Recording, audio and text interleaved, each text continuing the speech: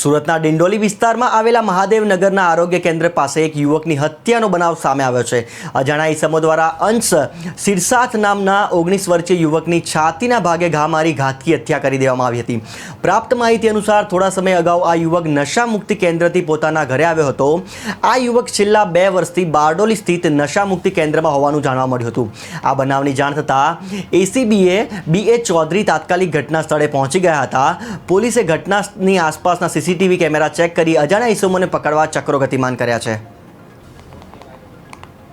અન્ય જે ઇન્ફોર્મેશન હોય ટેકનિકલ ઇન્ફોર્મેશન તદુપરાંત અમે જે હ્યુમન રિસોર્સ અમારા હોય છે એના થકી અમે તપાસ કરી રહ્યા છીએ કે આમાં જે પણ સસ્પેક્ટ વ્યક્તિ હોય એની અમે આઈડેન્ટિફાઈ કરી અને પછી એની આગળની કાર્યવાહી કરવા પ્રયાસ કરી રહ્યા છીએ। પ્રાથમિક વિગતમાંથી સામે આવ્યું હાલમાં જે વિગત છે એ મુજબ આ વ્યક્તિ એકાદ મહિના પહેલાં બારડોલીમાં નશામુક્તિ કેન્દ્રમાં એડમિટેડ હતો અને ત્યાં ટ્રીટમેન્ટ લઈ રહ્યો હતો, પરંતુ ત્યાં સળંગ ટ્રીટમેન્ટ હતી કે અહીંયા આવતો જતો હતો એ અમે તપાસ કર્યા છે।